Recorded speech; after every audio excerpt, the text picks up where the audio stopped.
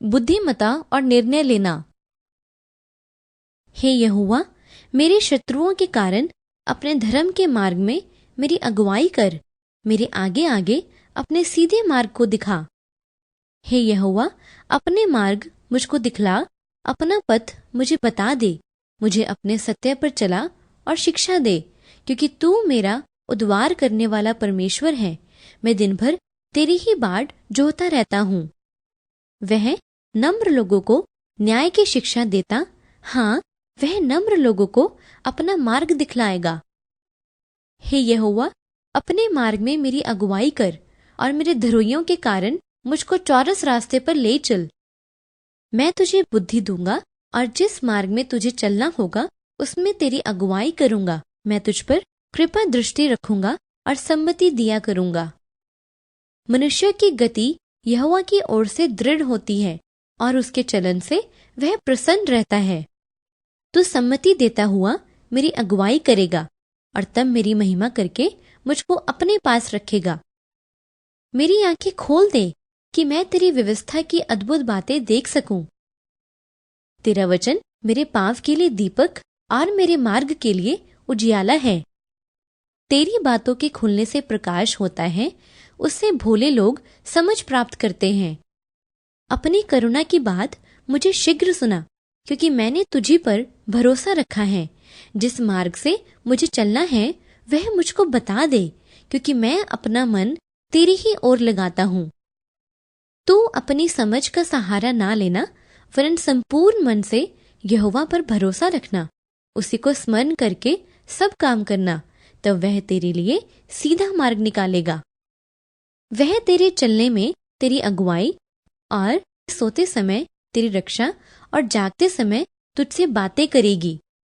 और जब कभी तुम दाहिने वे बाईं ओर मुड़ने लगो, तब तुम्हारे पीछे से यह वचन तुम्हारे कानों में पड़ेगा, मार्ग यही है, इसी पर चलो।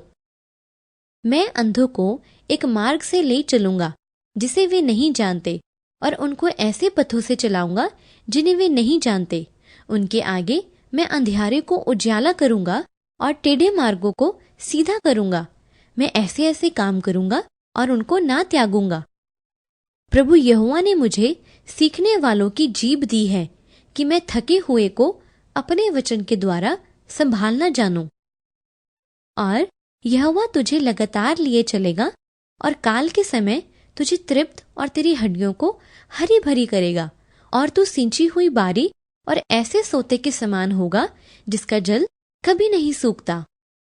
हे यहोवा, मैं जान गया हूं कि मनुष्य का मार्ग उसके वश में नहीं है। मनुष्य चलता तो है, परंतु उसके डग उसके अधीन नहीं है। मैं उन्हें नदियों के किनारे किनारे से और ऐसे चौरस मार्ग से ले आऊंगा जिससे वे ठोकर न खाने पाएंगे, क्योंकि मैं इज़राइल का पिता हूँ और एप्रैम मेरा जेठा है। क्योंकि हम रूप को देखकर नहीं पर विश्वास से चलते हैं। क्योंकि परमेश्वर का वचन जीवित और प्रबल और हर एक दो धारी तलवार से भी बहुत चोखा है, और जीव और आत्मा को और गांठ गांठ और गुद्दे गुद्दे को अलग करके वार पार छेदता है, और मन की भावनाओं और विचारों को जांचता है। सोचो कि क्या करते हो, क्योंकि तुम जो न्याय करोगे वह मनुष्यों के लिए नहीं, यहोवा के लिए करोगे, और वह न्याय करते समय तुम्हारे साथ रहेगा। और प्रवीणता और समझ के लिए अति यत्न से पुकारे, तो तू यहोवा के भय को समझेगा और परमेश्वर का ज्ञान तुझे प्राप्त होगा। क्योंकि बुद्धि यहोवा ही देता है, ज्ञान और समझ की बातें उसी के मुंह से निकलती हैं। मन की युक्ति मनुष्य के वश में रहती है, परंतु मुंह से कहना यहोवा की ओर से होता है। बुरे लोग न्याय को नहीं समझ सकते, परंतु यहोवा को ढूंढने वाले सब कुछ समझते हैं। और यहोवा की आत्मा बुद्धि और समझ की आत्मा, युक्ति और पराक्रम की आत्मा और ज्ञान और यहोवा के भय की आत्मा उस पर ठहरी रहेगी, और उसको यहोवा का भय सुगंध सा भाएगा। वह मुंह देखा न्याय ना करेगा और ना अपने कानों के सुनने के अनुसार निर्णय करेगा। और परमेश्वर ने उन चारों जवानों को सब शास्त्रों और सब प्रकार की विधियाओं में बुद्धिमानी और प्रवीणता दी, और दानियल सब प्रकार के दर्शन और स्वप्न के अर्थ का ज्ञानी हो गया। पर यदि तुम में से किसी को बुद्धि की घटी हो तो परमेश्वर से मांगे, जो बिना उल्हाना दिए सबको उदारता से देता है, और उसको दी जाएगी। अपनी करुणा की बात मुझे शीघ्र सुना, क्योंकि मैंने तुझी पर भरोसा रखा है।